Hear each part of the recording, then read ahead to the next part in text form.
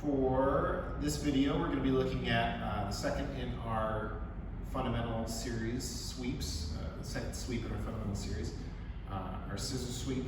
I'm going to do two different variations depending on grips that we take on our partners.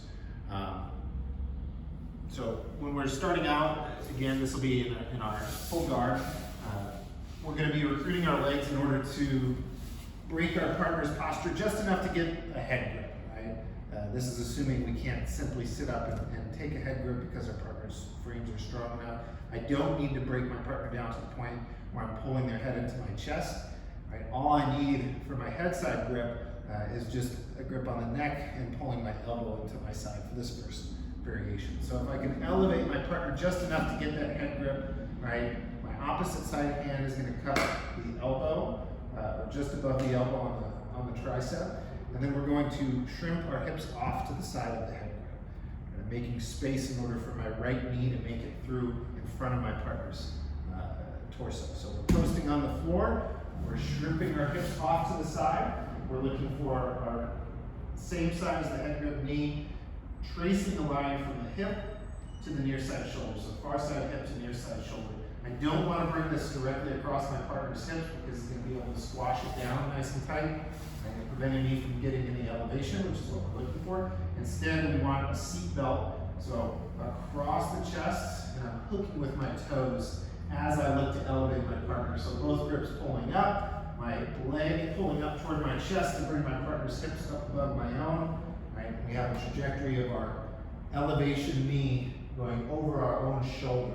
Right? So we're standing on our side, we're looking into the direction of the sweep, and then the scissor motion comes from kicking out with our basing leg as we drop our partner over with the elevation leg and move into a top side mount. So again, we just need the grip on the neck, we need the grip opposite side on the elbow, we're shrimping off to the side. This can either be a post on the floor or we can simply extend our legs, windshield wipering our toes in the direction that we're going to look. Right? So that would be extending our legs, shifting our hips off to the side, windshield wipering toes down toward the floor. Again, we need knee across the chest, elevating, so my foot is hooking the hip.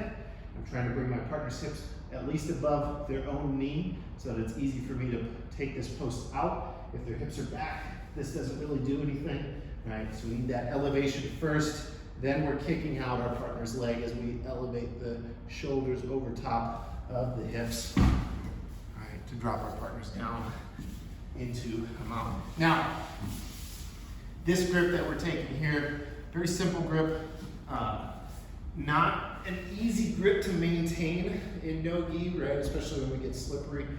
So one of the different grips that we're going to approach is looking at both of our hands going to one arm, both of our arms attacking one arm.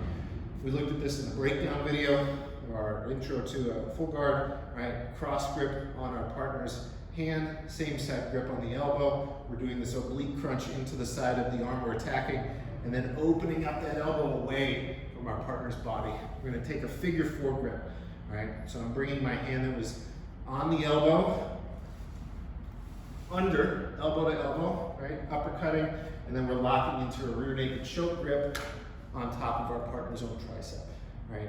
This elbow stays bent and it stays away from our partner's hips. The more they can posture and pull the elbow back in, the easier it is for them to remove that grip, right? The more I can keep distance between elbow and hip, the more control that I'll have over my partner's hips. So I'm extending those legs, or I'm posting and shrimping, moving myself out to the side. Now here's where the differences lie. We're not bringing our knee across our partner's chest. Right? Instead, what I'm doing is I'm blocking, I'm framing with that top side leg, framing with my shin across the belly, right?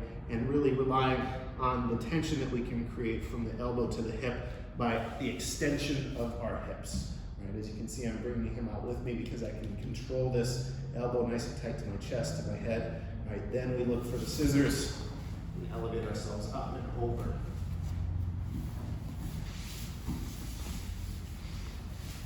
Again, cross body grip, open up the space between elbow and rib, cut through, right? I'm uppercutting, bringing elbow pit to elbow pit, and then locking this in place. We need tension immediately between the hip and elbow. So that's gonna be our legs extending, right? Our hips coming up off the floor, moving our hips off to the side, we can walk our hips off to the side.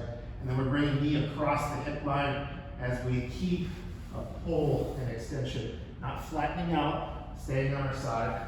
And then that scissor motion with our legs, bottom side leg chopping, top side leg kicking, drawing ourselves up into a top mount to finish. All right, and more no-gi specific. With the gi, we'll have very similar grips with the upper body as we did in the first iteration.